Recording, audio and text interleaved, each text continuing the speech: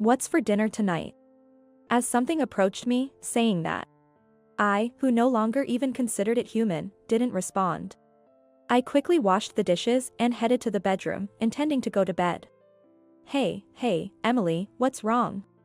That annoying something followed me, nagging as I went.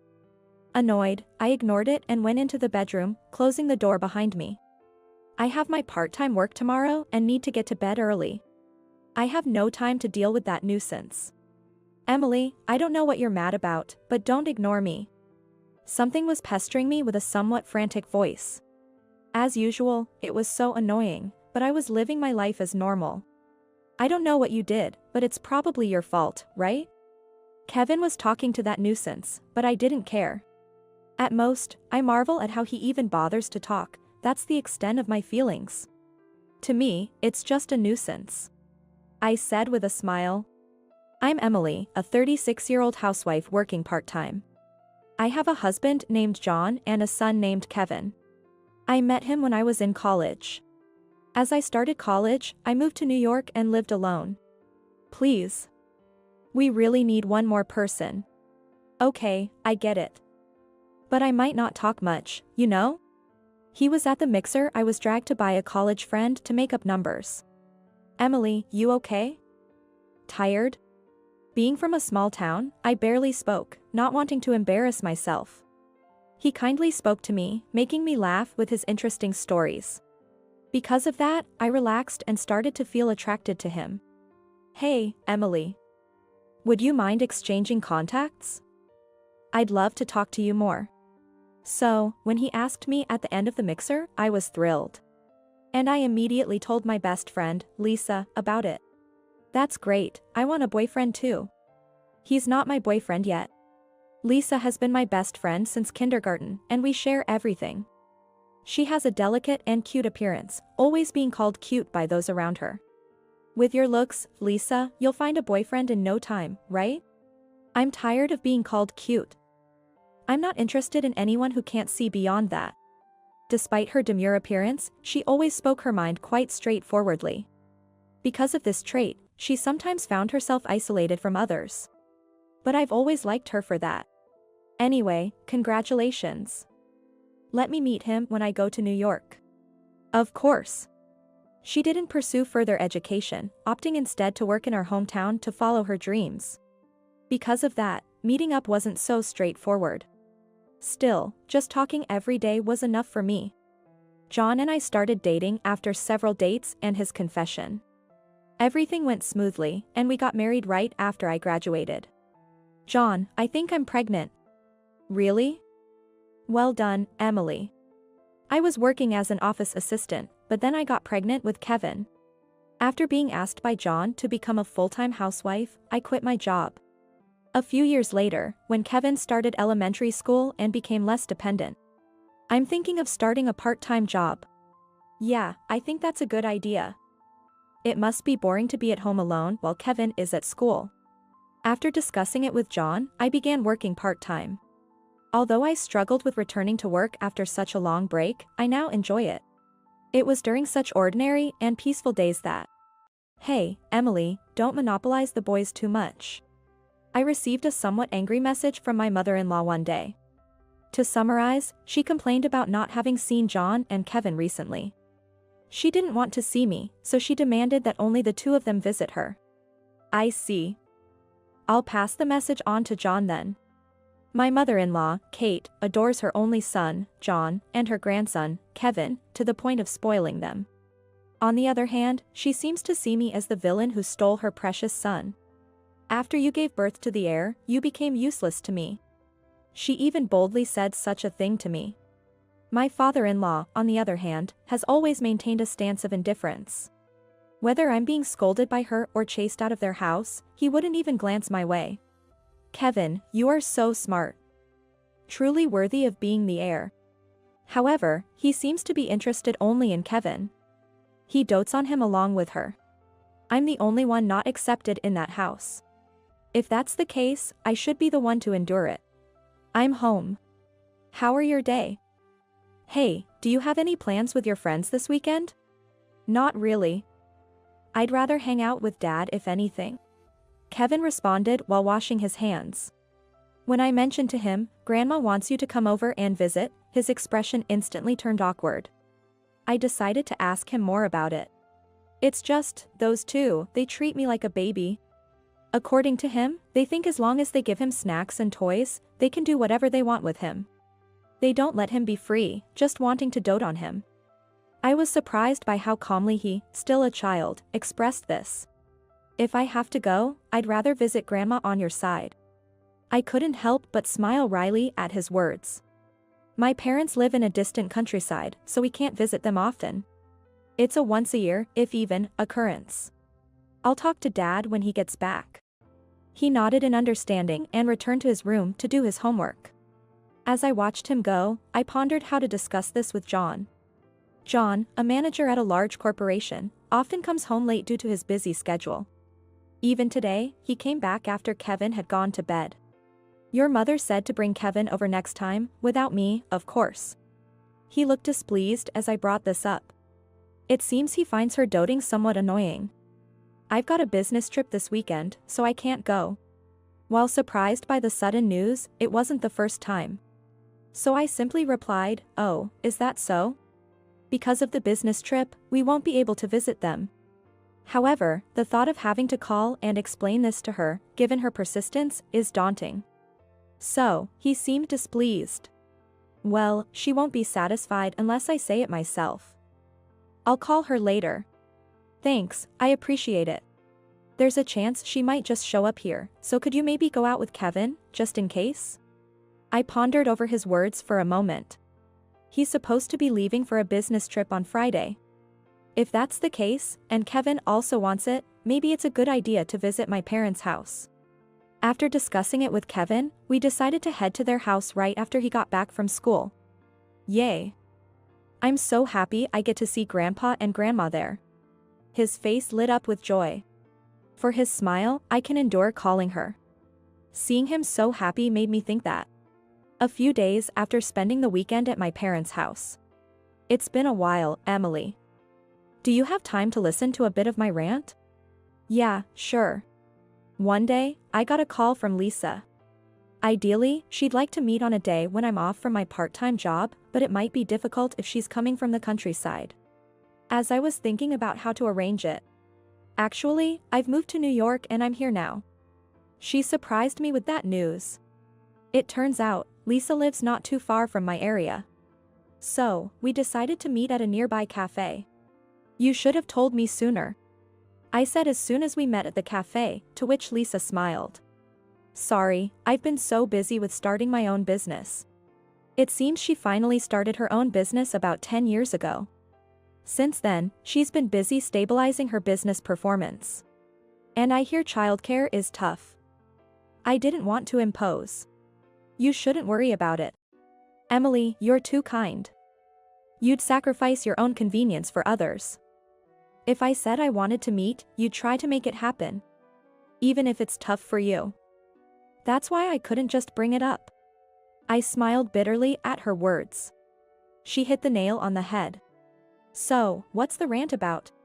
It's about my boyfriend. Apparently, she's been dating this boyfriend for 10 years. They even spent last weekend together at her place. We talked about marriage then. But he didn't agree. And that's not the only thing she's unhappy about. Wait, he has a kid? Yeah, that's not a problem for me. Single parents are common these days. It turns out he is a single father with a 10-year-old son. However, he hasn't introduced her to his son.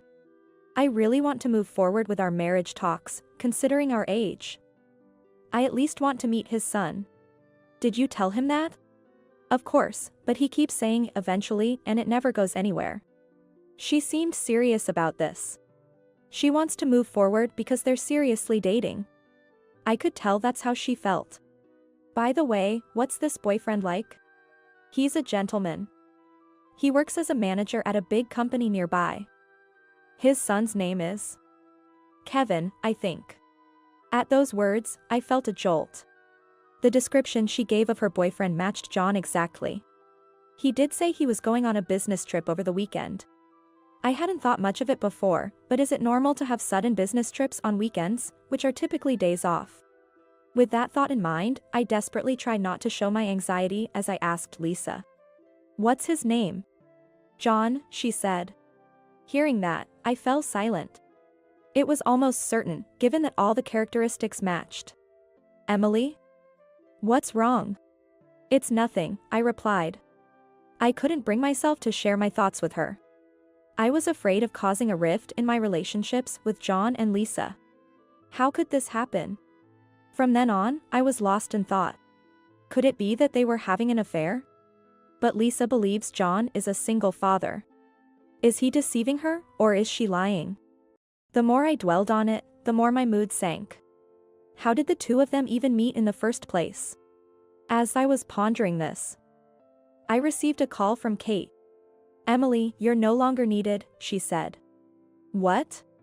Give up your custody of Kevin and divorce John. He already has someone better suited for him. Those words hit me like a physical blow. The image of Lisa came to mind. She's a lady of such elegance that you could never compare. It must be about her. She continued to press on while I remained silent. She would make a better mother for my grandson. Withdraw for Lisa's sake.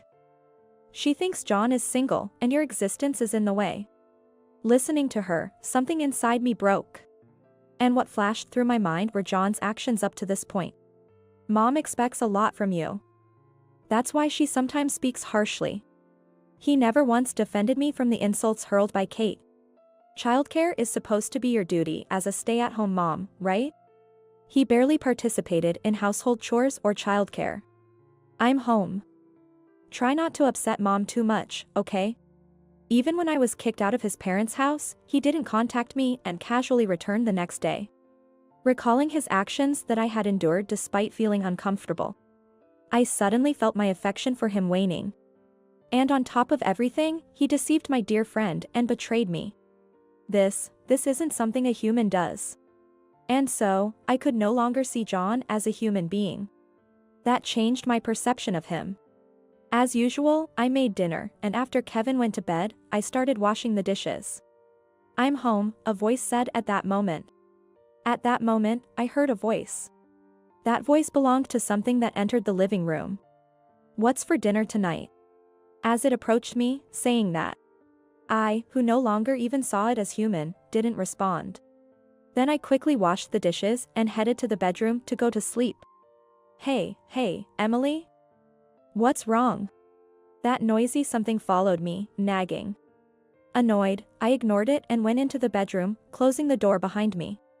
I have my part-time work tomorrow and need to get to bed early. I have no time to deal with that nuisance.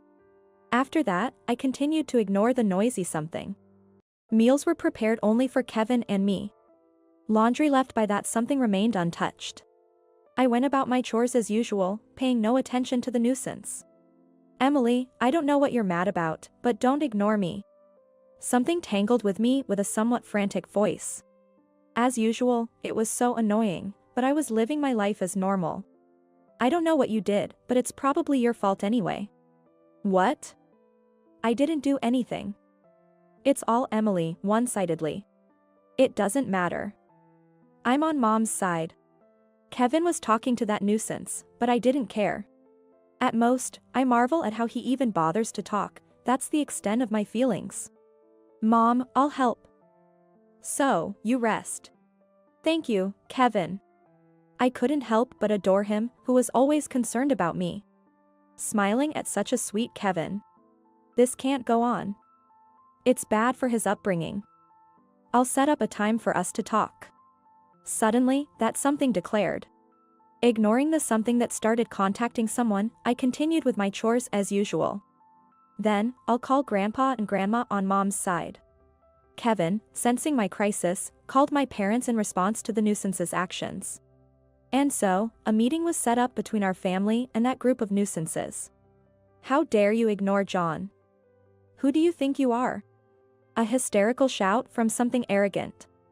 I couldn't perceive her as anything but a nuisance. Before we start talking, there's someone else I'd like to call.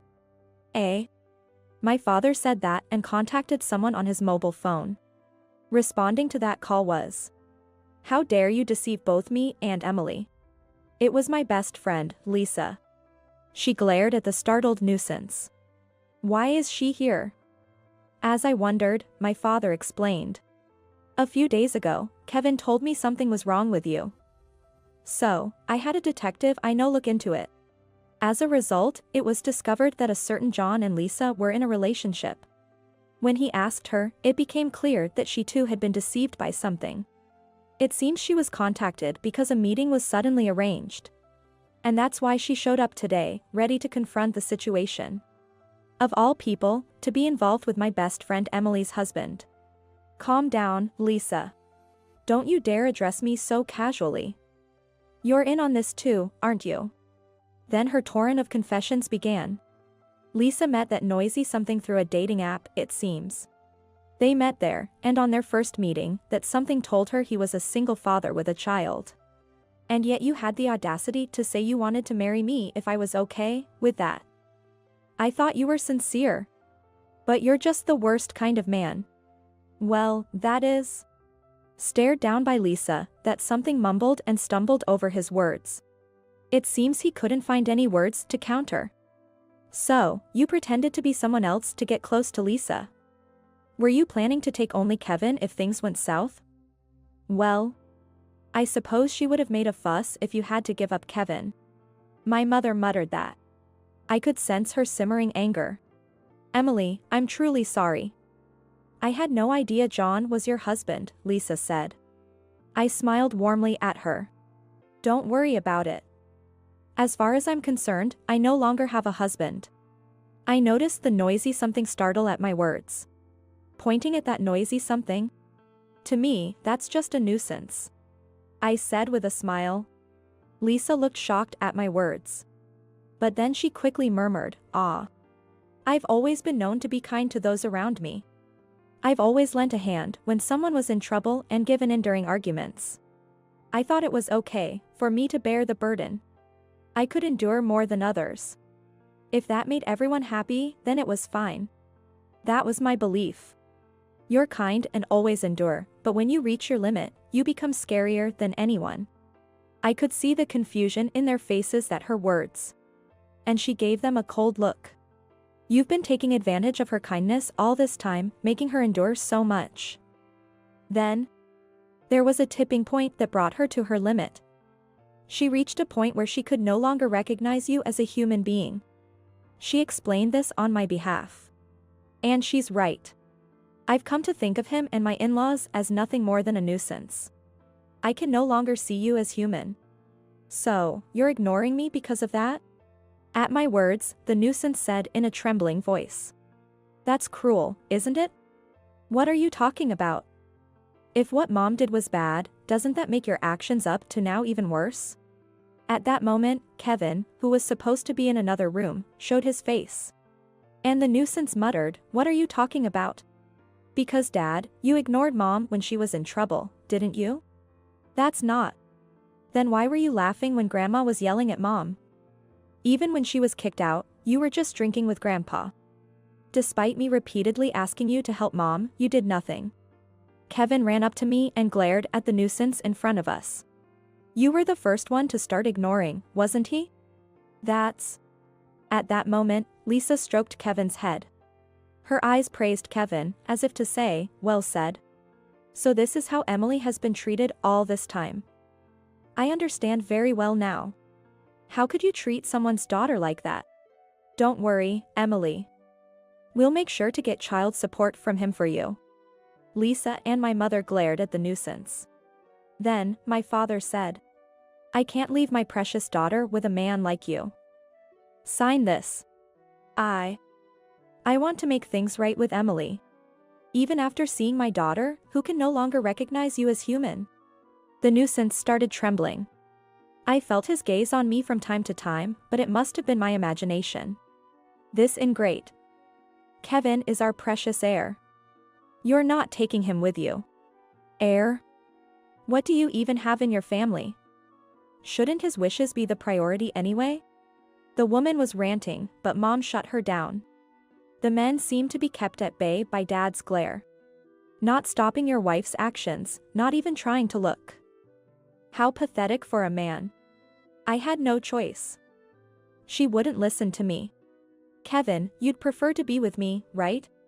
In response to the woman, Kevin gripped my hand and glared. I don't want to be treated like a little kid. I want to be with Mom. He declared firmly. When did he become so dependable? I stroked his head. Emily. I'm sorry. After that, he and I didn't exchange words. To me, his existence was like it wasn't even there. All I felt was the nuisance quieting down. Mom? Yes? What kind of person was Dad in your heart? Kevin asked, and I looked around. The husband in my heart was no longer there, and it took me a moment to even remember. Well, he was selfish, I guess. Selfish. So, you don't like him anymore? How can I like someone who doesn't exist in this world? At my words, I thought I heard someone cry. But I felt nothing seeing it. I'm really sorry. I didn't realize I had driven you to this point. It's too late for regrets. I hate you and everyone else who bullied Mom to this extent. At those words, the woman screamed. Stop yelling. You're really annoying. She told the nuisance with annoyance. John. I truly loved you and was serious about our marriage and children. Lisa. That's why I will never forgive you for this. Never show your face to Emily or me again. The nuisance mumbled an acknowledgement, head bowed, at Lisa's words. After that, the nuisance who was once my husband and I divorced. I was going to return to my parents' home, where they told me to take a break for a while. Of course, Kevin would be with me. I'll never forgive you. I'll make sure to squeeze every penny out of you. Lisa seemed to have arranged with the lawyer, Owen, to claim child support on my behalf. She apologized to me for everything that happened. I'm really sorry. I ended up destroying your family. So, don't apologize so much. Lisa, you did nothing wrong. It makes me wonder why she was dating him without any questions in the first place. It was simply because she didn't know the person I was married to. When I was dating him, she was still in our hometown, so I never bothered to introduce them. It's not like we didn't meet because I didn't talk about it much. And I didn't ask much about it either. The wedding was a small affair, just close family. At that time, she was busy with her startup and couldn't make it to meet him. That's why she didn't know what my husband looked like or his name. And then I enthusiastically used a dating app, only to end up like this. She said this with a wry smile. None of this was her fault. Despite that, she apologized sincerely and repeatedly. Well, how about in exchange for forgiveness, you remain my best friend from now on? Of course. I should be the one asking you. She said, and I smiled at her. She, with tears in her eyes, nodded in agreement. Our friendship remained unchanged. Meanwhile, the person who was John couldn't gain custody and returned to his parents' home. Rumors started circulating that he had cheated with his wife's best friend, leaving him with no place to go, and he eventually quit his job. I heard he's now cooped up at his parents' home. What's utterly unforgivable is that he started using the dating app because you got pregnant. According to Lisa, he resorted to cheating because I was pregnant. Being pregnant meant I couldn't attend to him as before, and he used that as an excuse to indulge in affairs.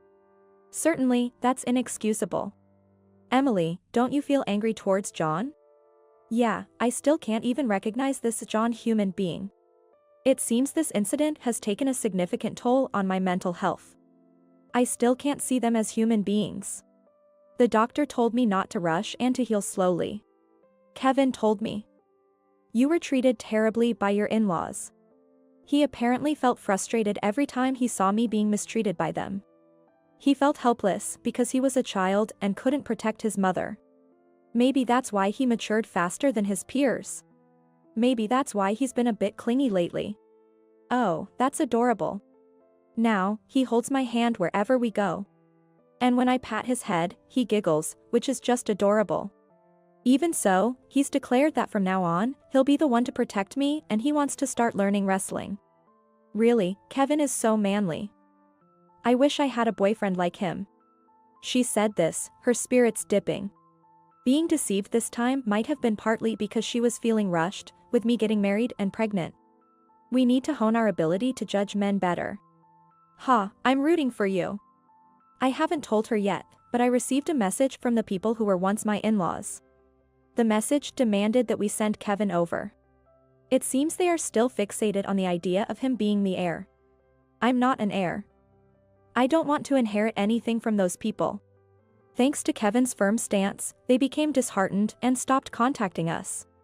Seeing how reliable he has become, I've realized I need to change too. Not just enduring, but gaining the strength to confront issues head-on. That's what I've decided. Emily, I heard you're going to start working. Yes, I'm going to give it my all starting today. After taking a break from my part-time job to fully rest my mind and body, with the doctor's permission, I decided to start working. Even with child support, it's important for me to provide for Kevin. So, you're going to work as an office clerk, right? That's right. Owen offered me the position. I'm going to work at the law office of Owen, who has been very helpful during this time. Owen has been keeping an eye on me and regularly visits. Through this connection, I ended up working at his place. Somehow, thinking about starting work makes me feel excited. Surely, working full-time will demand different tasks from me than my part-time job did. Still, the idea of starting something new has me excited. It's a shame, though. I wanted to hire you. But he got you first. She said this with a slightly pouty smile. I had thought she would definitely hire me. But I wanted a change. Staying with Lisa might make me too dependent on her. So, I decided to take Owen's offer to avoid that. By the way, you know, John's parents' house was sold recently. Apparently, the in-laws, who had pushed all the blame onto John, forcefully kicked him out even though he was a shut-in.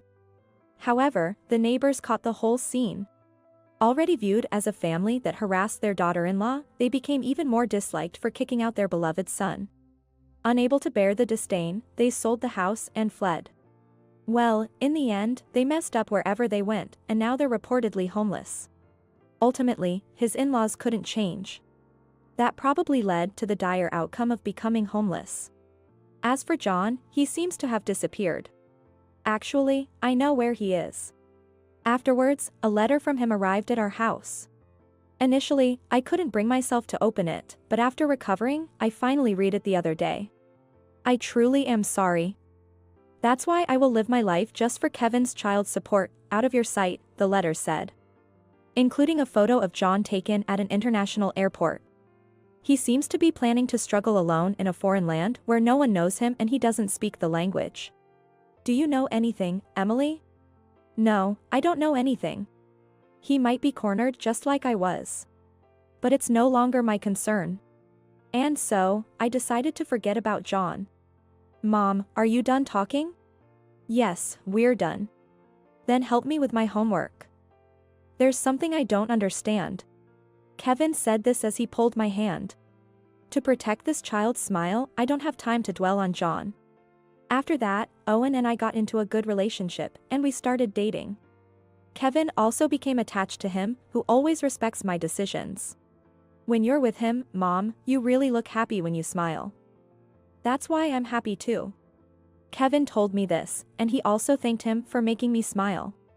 I was so moved that I almost cried with him. By the way, he continues to practice wrestling. His desire to protect me has now turned into a desire to protect others. I want to become a police officer who helps people in trouble, just like Mom. With that in mind, he is diligently working towards his dream. On the other hand, it seems that Lisa has finally found her happiness. Actually, one of my classmates confessed to me. This classmate is someone I also know, and it seems he has liked Lisa since high school. But back then, she was out of his league. So, he decided to work hard until he felt worthy of her. And it seems he came to see her after hearing her story. Hee, that's wonderful. Yes. I'll make sure to find happiness this time. And of course, you have to be happy too, Emily. Yes, of course. This time, we will both strive to truly find happiness. We made that promise to each other. By the way, you've really started to smile genuinely. Yeah. I've decided not to hold back like before. It's made things a lot easier. That's good to hear. I've learned something from my experiences with John, too. I thought it was enough if only I made sacrifices. That mindset ended up worrying Kevin as well. For the sake of my dear child, I'll limit my sacrifices and aim for happiness. With that in mind, I embarked on a new chapter in my life.